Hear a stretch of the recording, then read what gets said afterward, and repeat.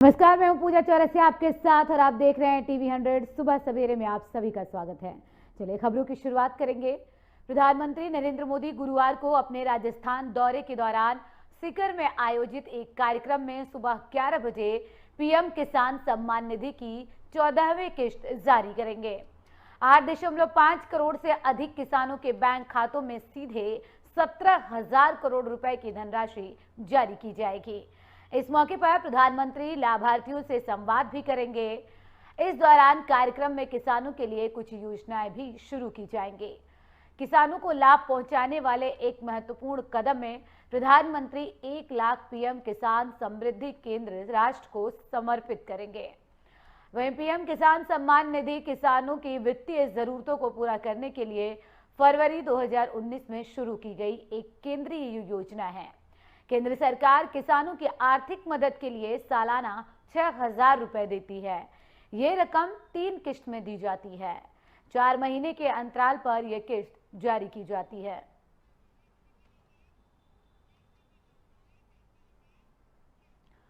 गृह मंत्री अमित शाह ने कल रात 12 बजे तक भोपाल में पार्टी नेताओं के साथ मैराथन बैठक की। इस बैठक में विजय संकल्प यात्रा की रूपरेखा तय की गई। ये यात्रा सितंबर से उज्जैन से निकल सकती है। करीब 4 घंटे चली बैठक में प्रदेश चुनाव प्रबंधन समिति समेत 1 दर्जन से ज्यादा समितियों के विस्तार और उनके प्रमुखों की जिम्मेदारी तय करने का फैसला हुआ। बीजेपी मुख्यालय में गृह मंत्री अमित शाह के साथ प्रदेश बीजेपी कोर ग्रुप की लंबी बैठक में केंद्रीय मंत्री ज्योतिरादित्य सिंधिया समेत प्रदेश के कई दिग्गज नेताओं की चुनाव में भूमिका पर भी मंथन किया गया। बैठक में प्रदेश संगठन ने चुनावी तैयारियों और आगामी कार्यक्रमों की रूपरेखा भी बनाई। मध्य प्रदेश में मौजूदा राजनीतिक स्थिति और जनता के रुझान का भी आकलन इस बैठक में किया गया।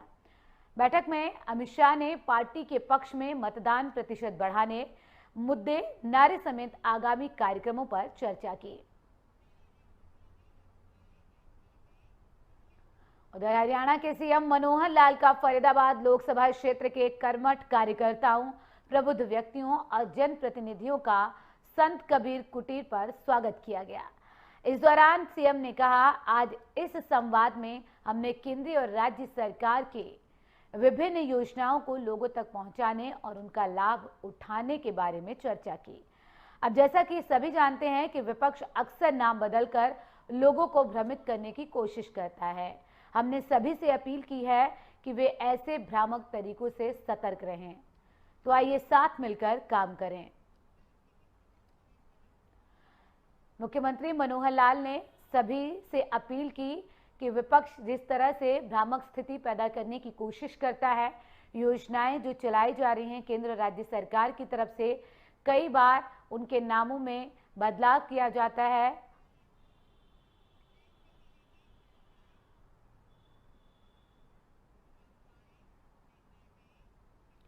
उधर हरियाणा में इनेलो के प्रधान महासचिव परिवर्तन पदयात्रा लेकर चल रहे हैं। इसी कड़ी में अभय चौटाला अपनी परिवर्तन यात्रा लेकर इसराना हलके में पहुंचे। पानीपत के एक निजी होटल में परिवर्तन यात्रा को लेकर एक प्रेस कॉन्फ्रेंस का आयोजन किया गया, जिसमें अभय चौटाला ने सरकार पर जमकर निशाना साधा। वहीं इनेलो उन्होंने कई बीजेपी समर्थित जिला परिषद पार्षदों को इनेलो में शामिल करवाया।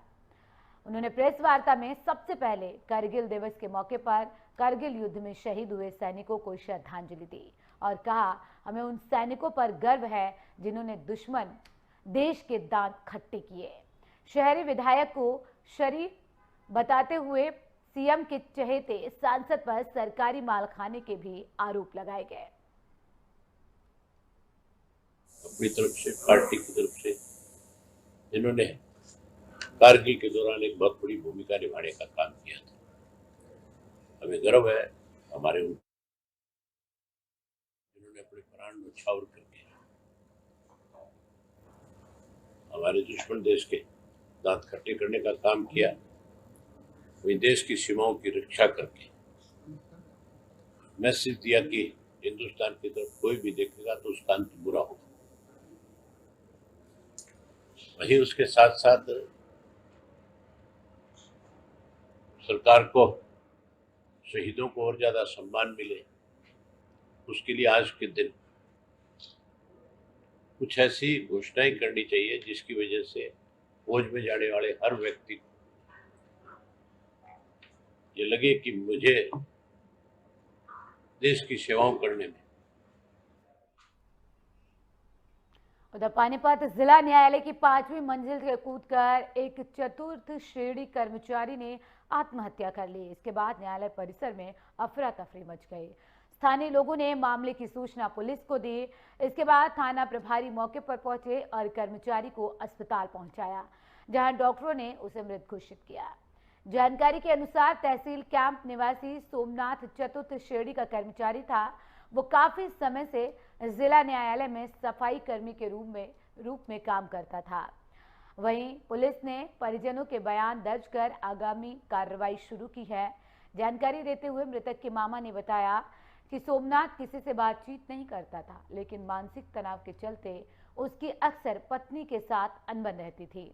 आशंका है कि पत्नी से अनबन के चलते ही उसने ये कदम उठाया है। तो चतुर्थ श्रेणी के कर्मचारी ने आत्महत्या कर ली है। हालांकि इसके पीछे परिजन वजह ये बता रहे हैं कि उसका अपनी पत्नी से अनबन था और यही वजह हो सकती है कि उसने ये कदम उठाया हो। फिलहाल पुलिस पूरे मामले की छानबीन कर रही है।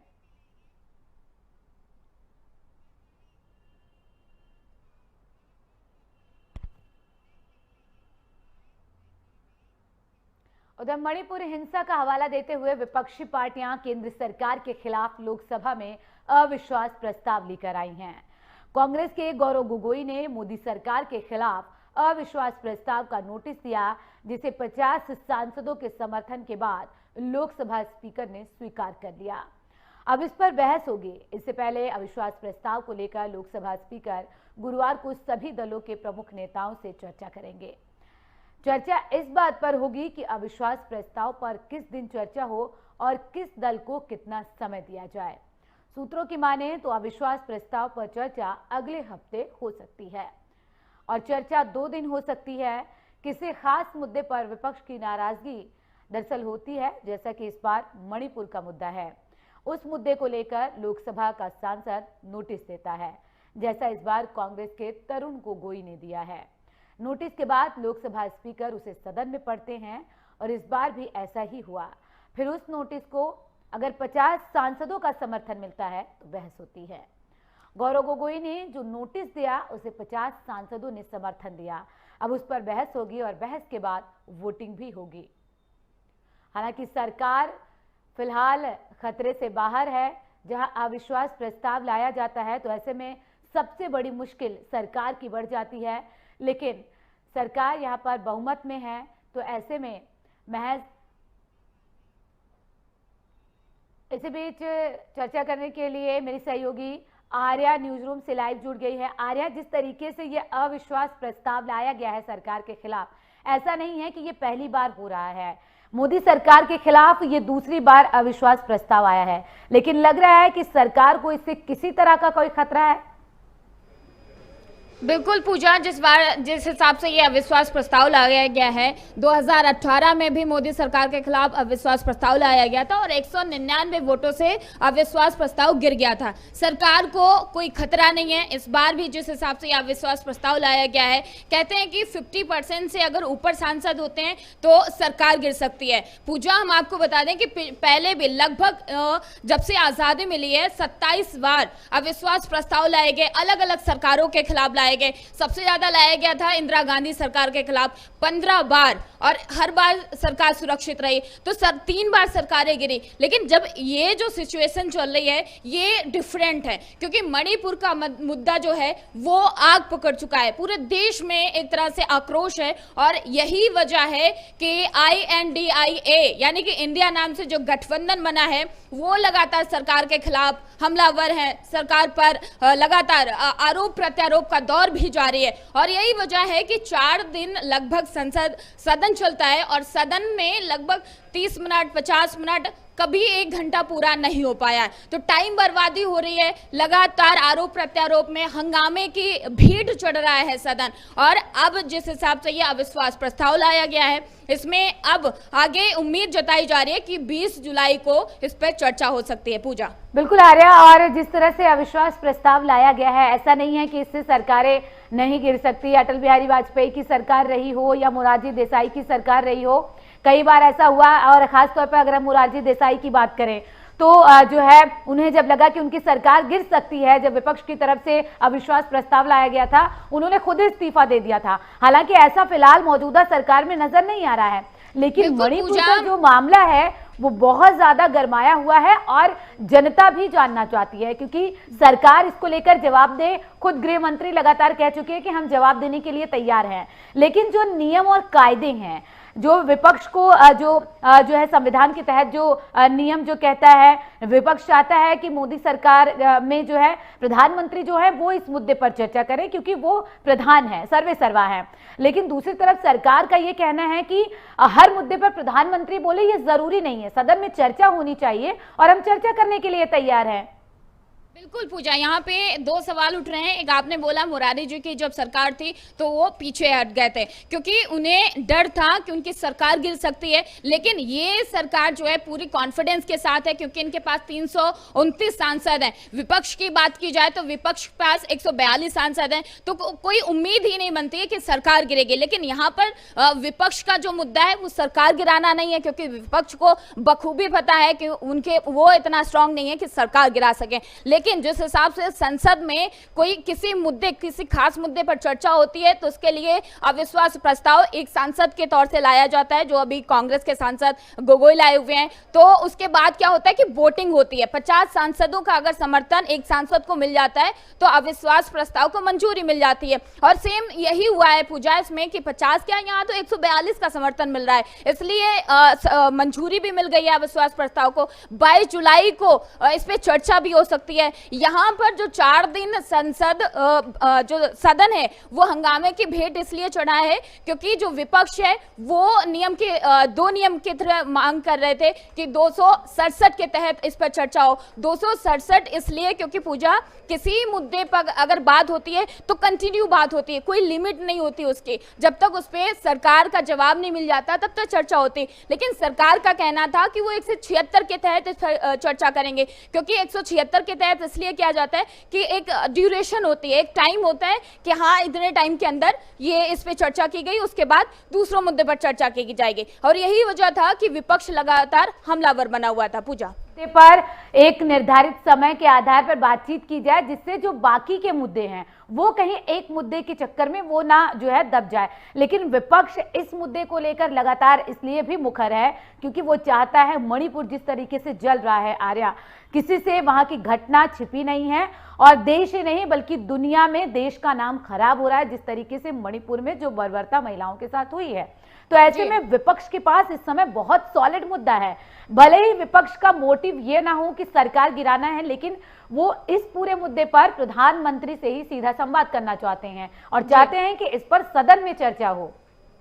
बिल्कुल पूजा, यहाँ पर जिस हिसाब से विपक्ष हमलावर बना हुआ है, सदन के बाहर प्रदर्शन किया जा रहा है, संसद के बाहर प्रदर्शन किया जा रहा है, लेकिन जिस हिसाब से पक्ष सत्ता पक्ष की बात करें तो उनके पास भी मुद्दे हैं। वो ये कयास लगाए जा रहे हैं कि अगर 20 जुलाई को जो सुनवाई होगी, जो इस पे चर्चा होगी, वहां पे 2 मुद्दे उठाए जा सकते हैं। विपक्ष उठाएगा मणिपुर मुद्दा तो सरकार उठाएगी राजस्थान का मुद्दा, पश्चिम बंगाल जब चुनाव के दौरान जो हिंसा हुई वो मुद्दे उठाए जाएंगे। तो दोनों मुद्दों को उठा के इस पे चर्चा की जा सकती है, लेकिन ये चर्चा कितने हंगामेदार रहेगी ये देखने वाली बात होगी, क्योंकि विपक्ष पूरे अपने जोरों शोरों पे है कि मणिपुर एक जो मुद्दा मिला हुआ है, अभी चुनाव भी आने वाले हैं और इस मुद्दे को पूरी तरीके से भुनाने की कोशिश की जा रही है। लेकिन जिस हिसाब से सत्ता पक्ष आरोप लगा रहा था कि 1993 का वो दौर याद करिए, 1997 का वो दौर याद करिए जब मणिपुर में हिंसा हुई थी, लगभग 100 लोग मारे गए थे, तब किसी मंत्री ने इस पे बयान नहीं दिया था, तब प्रधानमंत्री को नहीं बुलाया गया था, तब राज्य गृह मंत्री ने जवाब दिया था, तब आपने ये मुद्दा क्यों नहीं उठाया था। तो पक्ष के पास भी पूरे मुद्दे हैं और वो भी इस पे चर्चा करेगी। 22 जुलाई को क्या होता है ये देखने वाली बात होगी। पूजा, बिल्कुल, देखिए जिस तरीके से आर्या 20 जुलाई से ही लगातार जो है सदन चल रहा है, हालांकि इस बीच जो है 2 दिन की छुट्टी भी रही। आज भी जब सदन की शुरुआत होगी, क्योंकि आज 27 जुलाई है, तो ऐसे में जाहिर सी बात है कि पूरी कोशिश यही रहेगी सरकार की तरफ से कि इस मुद्दे को लेकर विपक्ष मान जाए और जो है सदन पर में जो ये मुद्दा है उस पर चर्चा की जा सके। लेकिन विपक्ष भी, क्योंकि देखिए कल भी हमने देखा किस तरीके से संसदीय दल की एक तरफ बैठक चल रही थी, तो दूसरी तरफ इंडिया जो नया गठबंधन बना है उनकी चर्चा चल रही थी। एक तरफ कोशिश ये हो रही थी कि जो मुद्दे और हैं उन पर चर्चा की जा सके, जो तमाम बिल पेंडिंग है उनको लेकर आया जा सके, और दूसरी तरफ विपक्ष की कोशिश ये है कि सबसे पहले आप मणिपुर पर बात कीजिए, क्योंकि देश जल रहा है, जो राज्य है वो जल रहा है और वहां पर बहुत ज्यादा जरूरी हो जाता है जो है कि उस पर चर्चा की जाए। लेकिन इन सब के बीच अगर हम मणिपुर की जब बात करते हैं, क्योंकि कई तरीके के सवाल उठ रहे हैं कि आखिर जो एन वीरेंद्र सिंह है वो इस्तीफा क्यों नहीं दे रहे हैं। ये भी बार बार जो है विपक्ष की तरफ से मांग की जा रही है कि जो वहां के मुख्यमंत्री हैं उनको इस्तीफा दे देना चाहिए। लेकिन क्या सिर्फ मैतेई समुदाय से आने की वजह से, संख्या बल सांसदों की ज्यादा होने की वजह से, विधायकों की ज्यादा होने की वजह से जो है एन वीरेंद्र सिंह इस्तीफा नहीं दे पा रहे हैं या नहीं दिलाया जा रहा है, या फिर इसके पीछे कुछ और सियासी गणित आपको नजर आ रहा है लोकसभा चुनाव को लेकर? बिल्कुल पूजा कि यहाँ पे बात अगर एन वीरेन की इस्तीफे की बात की जाए, तो जब अभी चर्चा होगी, अगले सप्ताह इस पे चर्चा होगी इस विश्वास प्रस्ताव पर, तो विपक्ष मांग कर सकता है। विपक्ष के कई मांगे हैं। एक तो मणिपुर में जो हिंसा हो रही है उसको बंद करवाया जाए, उसको समाप्त करवाया जाए, यानी कि जो यहाँ पे इनडायरेक्टली वे में जो कानून लाया गया है, जो मैतेई समुदाय और कुकी समुदाय के बीच में बात नहीं बन पा रही, उसको बनाया जाए, या तो वो हटाया जाए या फिर वो पूरी तरीके से लागू किया जाए। दूसरी बात है एन वीरेन का इस्तीफा लेना, जो सरकार के लिए सही नहीं होगा, क्योंकि जिस हिसाब से एन वीरेन की वहां पर पॉपुलरिटी है, वहां पे उनके लोगों के जिस हिसाब से उनके सांसद हैं, और वो ये दौर है कि वहां पे अगर वो इस्तीफा लेते हैं तो सरकार के लिए आने वाले चुनाव में एक तरह से हार का भी सामना करना पड़ सकता है, क्योंकि कर्नाटक में तो कोशिश यही है पहले से। लेकिन इस मुद्दे को और भी ज्यादा भुनाने की कोशिश इसलिए भी हो रही है क्योंकि आगे लोकसभा चुनाव है और विपक्ष ये पुरजोर कोशिश कर रहा है कि जो है दबाव पूरी तरह से सरकार पर बनाया जाए इस्तीफे को लेकर। बिल्कुल पूजा, क्योंकि जिस हिसाब से विपक्ष का एक तरह गठबंधन बना है, 26 दलों का ये गठबंधन बना है, और यहाँ पे जो INDIA ये यानी कि इंडिया नाम दिया गया है, तो एक इमोशनल कार्ड खेला गया है जनता के लिए, और दूसरी तरफ इमोशनल कार्ड ये जो मणिपुर की हिंसा हुई है बेहद दर्दनाक है। लेकिन जिस हिसाब से ये मुद्दा भुनाया जा रहा है, सरकार के ऊपर हमलावर हुआ जा रहा है, तो लोगों को एक मैसेज दिया जा रहा है कि सरकार आपकी जो निजी जीवन है, जो आपके निजी मुद्दे हैं, उनसे अनजान है। तो ये चीजें विपक्ष के लिए प्लस पॉइंट हो सकता है, और यही वजह है कि एन वीरेन का इस्तीफा लेना भी विपक्ष के लिए एक बड़ा मुद्दा बन चुका है। और जो ये चर्चा होगी उसमें सबसे पहले यही रखा जाएगा, जो सूत्रों के हवाले से खबर मिल रही है पूजा, कि एन वीरेन सिंह का जो इस्तीफा है वो विपक्ष मांग कर सकता है। अगर एन वीरेन सिंह इस्तीफा दे देते हैं तो बीजेपी के लिए एक बड़ा चैलेंज हो जाएगा, कि जिस हिसाब से मणिपुर में जीतना उनके लिए पहले से एक तरह से चैलेंज हो चुका है, क्योंकि वहां पे जिस हिसाब से हिंसा चल रही है, लगभग 3 महीने से हिंसा चल रही है, तो अब आने वाले आगामी चुनाव के लिए एनडीए की जो मुश्किलें हैं वो बढ़ चुकी हैं पूजा। मुश्किल जरूर विपक्ष बढ़ाने की कोशिश कर रहा है, लेकिन इस बीच समझना यह भी होगा आर्या कि जो विपक्ष है जिस तरीके की कोशिश कर रहा है, ऐसे में जो अगर सरकार की तरफ से ये कहा जा रहा है कि खुद गृह मंत्री बातचीत करने के लिए तैयार है, तो आखिर दिक्कत क्या है? एक बारी चर्चा तो शुरू हो इस मुद्दे को लेकर, क्योंकि देश में एक गलत मैसेज जा रहा है कि दोनों ही पार्टियां अपनी अपनी तरफ अड़ी हुई हैं, चाहे वो विपक्ष हो चाहे सरकार हो। जिस हिसाब से इस मुद्दे को लेकर राजनीति हो रही है, जो विपक्ष है वो नियम कानूनों की तरह से अपना इस पे चर्चा चाहता है, लेकिन जो सत्ता पक्ष है बीजेपी, वो ये चाहती है कि मणिपुर पर चर्चा करने के लिए गृह मंत्री तैयार है। गृह मंत्री ने खुद बोला है कि वो तैयार है, लेकिन एक लिमिट 176, अभी मैंने पूजा आपको बताया था कि नियम 176 के तहत बीजेपी इस पर चर्चा करना चाहती है, यानी कि अगर सदन के जो वो है वो एक बार बोल देंगे तो लगभग 2.5 घंटे इस पे चर्चा होगी, यानी कि एक मुद्दे पे 2.5 घंटे में जो हो सकता है वो होगा। लेकिन विपक्ष को पूरा टाइम चाहिए, विपक्ष चाहता है कि खुल के इस मुद्दे पर चर्चा हो और इस मुद्दे को ही मेन बनाया जाए, ताकि प्रधानमंत्री इस मुद्दे पर अपनी चुप्पी तोड़े और जो सवाल है उन सवालों के जवाब दें। लेकिन ऐसा होना पॉसिबल नहीं लग रहा है कि पूजा, क्योंकि जिस हिसाब से लगातार सत्ता पक्ष कह रही है कि मणिपुर पर विपक्ष ही चर्चा करने को तैयार नहीं है, वो अपने नियम कानून कायदे लेकर आई है और इस पे राजनीति की जो रोटियां हैं उसको सेकने का काम कर रही है। पूजा बिल्कुल आर्या, जो है एक तरफ भले ही सरकार हो या विपक्ष हो, अगर वो चुनावों को देखते हुए मणिपुर के इस पूरे मुद्दे को लेकर भुनाने की कोशिश कर रहे हैं तो कहीं ना कहीं वो देश के लोगों के लिए एक गलत मैसेज जा रहा है। और दूसरी तरफ ये इतना गंभीर विषय है कि इस पर दोनों ही पार्टियों को बैठकर जहां चर्चा करनी चाहिए थी, सदन चल रहा है। ये एक बहुत अच्छा मौका, बहुत अच्छा विकल्प था, चाहे वो विपक्ष हो चाहे सरकार की तरफ से, जो है दोनों ही पार्टियां एक बार चर्चा इस पूरे मुद्दे को लेकर हो, लेकिन दोनों ही अपने अपने नियमों को लेकर, जो नियम कायदे कहते हैं, उस पर अड़ी हुई हैं। तो ऐसे में तो चर्चा ही नहीं हो पा रही है। ये भी तो बड़ी बात है कि ऐसे ही पूरा सत्र बीत जाए। क्या ये विपक्ष की मंशा है कि पूरा सत्र बीत जाए लेकिन मुद्दे पर चर्चा ही ना हो? ऐसे में जो जनता है उसके पैसे कहीं ना कहीं वेस्ट हो रहे हैं, क्योंकि जो लोग पैसे जो है देते हैं उनके कहीं ना कहीं उसके साथ एक खिलवाड़ किया जा रहा है। क्योंकि जब संसद चलती है तो हर किसी की नजर होती है संसद पर कि अब कौन सा नया बिल लाया जाएगा, अब क्या नया जो है क्या ऐसा होगा जिससे लोगों को राहत मिलेगी। जनता राहत की उम्मीद लिए बैठी रहती है। उन मुद्दों के साथ जो बहुत ज्यादा गंभीर है उन पर चर्चा होनी चाहिए, लेकिन अगर ऐसे नहीं होगा तो कहीं ना कहीं ये जनता के साथ भी धोखा है। बिल्कुल पूजा, क्योंकि जिस हिसाब से सदन की कार्रवाई चलती है, कई मुद्दों को लेकर चर्चा होती है, जनता के जो मेन मुद्दे हैं उनको चर्चा होती है, कई बिल पास किए जाते हैं और इस बार बताया जा रहा है कि लगभग 31 से 37 बिल पास होने हैं इस सदन में। लेकिन जिस हिसाब से ये हंगामे की भीड़ चढ़ रहा है सदन, तो यहाँ पर एक उम्मीद ये भी बताई जा रही है कि ये जो बिल पास होने हैं ये जल्दबाजी में पास करा दिए जाएंगे। और सबसे बड़ा बिल है दिल्ली में अध्यादेश जो लाया गया है, तो दिल्ली सरकार की भी मुश्किलें बढ़ सकती है, क्योंकि जल्दबाजी में अगर ये बिल पेश हो गया, बिल पास हो गया, तो कहीं ना कहीं जो विपक्ष की मुश्किलें हैं वो भी बढ़ सकती हैं, खासकर अरविंद केजरीवाल के। क्योंकि जिस हिसाब से हंगामे की भीड़ चढ़ रहा है सदन, विपक्ष चर्चा करने को तैयार नहीं है, नियम कानून कायदों को बीच में लाया जाता है। जनता के लिए जो जनता एक उम्मीद लगाए बैठी है, चाहे वो मणिपुर का मुद्दा है, चाहे राजस्थान का मुद्दा हो या फिर पश्चिम बंगाल का मुद्दा हो, इन मुद्दों पर जनता को जवाब चाहिए। लेकिन जवाब देने वाला कोई नहीं है यहाँ पे सियासत करने वाले सभी लोगों, चाहे पक्ष हो, चाहे सत्ता पक्ष हो या विपक्ष हो,